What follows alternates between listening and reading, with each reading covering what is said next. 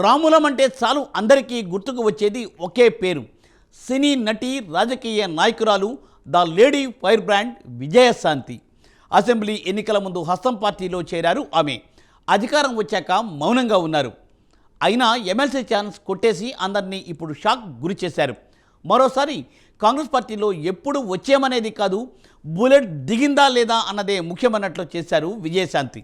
ఇంతకు రాములమ్మకు ఎమ్మెల్సీ రావడం వెనుక ఉన్న అసలు కారణం ఏంటి?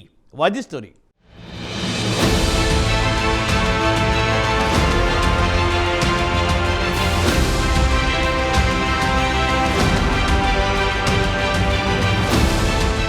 విజయశాంతి 1998లో రాజకీయాల్లోకి వచ్చారు. మొదట భారతీయ జనతా పార్టీలో చేరగా తెలంగాణ రాష్ట్ర సాధన లక్ష్యంగా 2005లో తల్లి తెలంగాణ పార్టీ ఏర్పాటు చేశారు.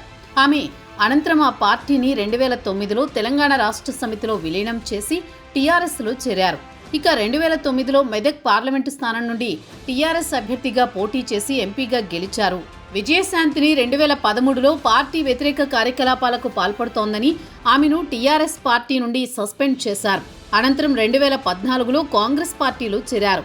విజయశాంతి 2014లో జరిగిన తెలంగాణ అసెంబ్లీ ఎన్నికల్లో మెదక్ శాసనసభ నియోజకవర్గం నుండి పోటీ చేసి ఓటమి పాలయ్యారు. మరోసారి 2020 డిసెంబర్లో భారతీయ జనతా పార్టీలో చేరారు. అక్కడ నుండి మళ్లీ అసెంబ్లీ ఎన్నికల ముందు 2023 నవంబర్లో బీజేపీ పార్టీకి రాజీనామా చేసి ఏఐసీసీ అధ్యక్షుడు మల్లికార్జున్ ఖర్గే సమక్షంలో కాంగ్రెస్ పార్టీలో చేరారు.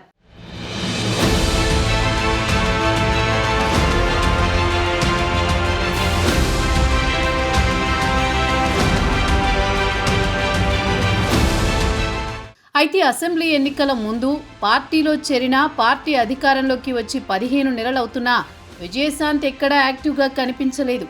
కాంగ్రెస్ ప్రభుత్వం ప్రతిష్టాత్మకంగా ప్రవేశపెట్టిన మహిళా ఉచిత బస్సు, మహిళా స్వశక్తి, 500కే సిలిండర్, రైతు రుణమాఫీ, రైతు భరోసా, 200 యూనిట్ల ఉచిత కరెంటు మొదలు మొన్న ప్రవేశపెట్టిన కులగణన సర్వే అంశాల వరకు దేనిపై కూడా స్పందించలేదు. కంప్లీట్ సైలెంట్ గానే ఉన్నారు. ఇక రాజకీయాల్లో విజయశాంతి పని అయిపోయింది అని అందరూ భావించారు. కానీ ఇక్కడే అందరి అభిప్రాయాలను తల్లకిందులు చేసి మరోసారి సడన్ గా తెరపైకి వచ్చేశారు.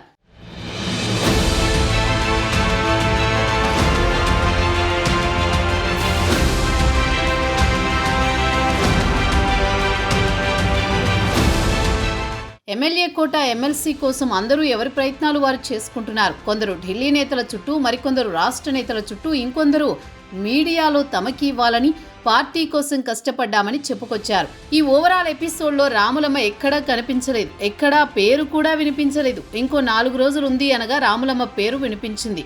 ఢిల్లీలో రాములమ్మ ఏఐసీసీ అధ్యక్షుడితో భేటీ అయ్యారు. బీసీ మహిళా కోటాలో ఎమ్మెల్సీ ఇవ్వాలంటూ అధిష్టానాన్ని కోరారు. అంతేకాకుండా మీనాక్షి నటరాజన్తో కూడా రాములమ్మ సమావేశమయ్యారు. తాను చేసిన పోరాటాల గురించి తెలియచేశారని ప్రచారం జరిగింది. ఇక తీరా లిస్టు చూస్తే ఎమ్మెల్యే కోట, ఎమ్మెల్సీగా విజయశాంతి పేరు రానే వచ్చింది.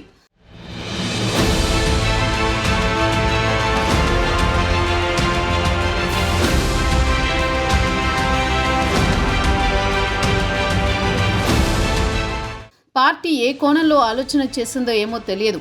పార్టీకి దూరంగా ఉన్నవారికి పదవులు రద్దు, పార్టీలో మారి వచ్చిన వారికి అవకాశం ఉండదు, పార్టీ కార్యక్రమాలకు రావడం లేదు, ఇక రాజకీయాల్లో కష్టమే అనుకున్నారు. కానీ ఒక్కసారిగా ఢిల్లీలో రాములమ్మ చక్రం తిప్పగా అందరూ షాక్ అయ్యారు. విజయశాంతికి ఎమ్మెల్సీ ఇవ్వడంపై విమర్శలున్నాయి. పోనీలే, తెలంగాణ కోసం పోరాటం చేశారు, ఎన్నో ఏళ్లుగా రాజకీయాల్లో ఉన్నారని కొందరి వెర్షన్. ఏది ఏమైనా రాములమ్మకి ఎమ్మెల్సీతోనే సరిపెడతారా, ఇంకా ఏమైనా ఉన్నత పదవులు ఇస్తారా అనే చర్చ కూడా మొదలైంది. విజయశాంతికి భవిష్యత్తులో ఎలాంటి పదవులు వరిస్తాయో చూడాలి మరి.